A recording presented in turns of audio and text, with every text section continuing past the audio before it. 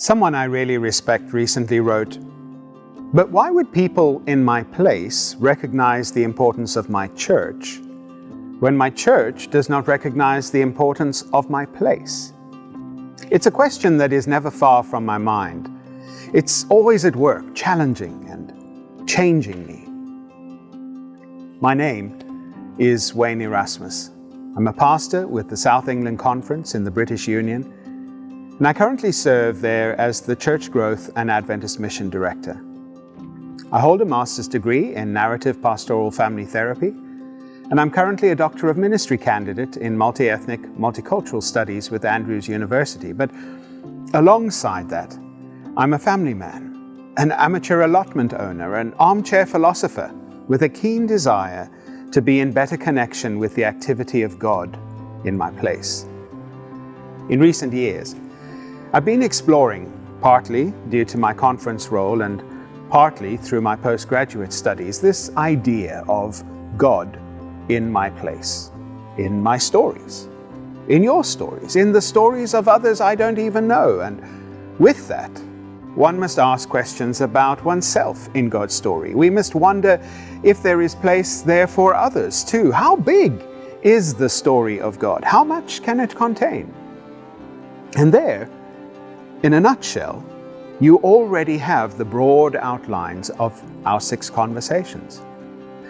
Using the Zoom platform for roughly 90 minutes a time, 1 week apart, each session will invite us to explore an idea in conversation with the group.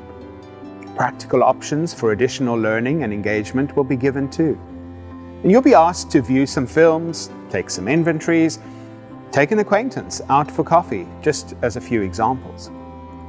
Remember, these are conversations, not lectures. Our journey together is what is most important, and so our group interaction and engagement will add a richness and nuance to the time that we spend with one another.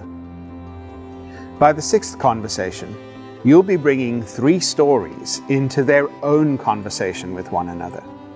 Your story, the other's story, and God's story. Together, they interact over mission, that dynamic relationship in which God is busy with me, with others, and we with one another.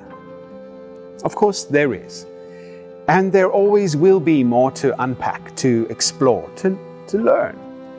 As the Apostle Paul says, we see through a glass darkly.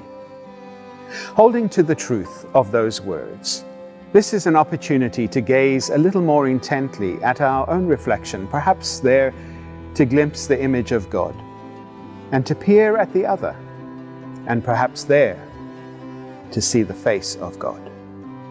So if anything that I've said piques your interest or gets you excited, I invite you personally to join me on this journey as we discover your personal ministry and mission incarnated into your local context.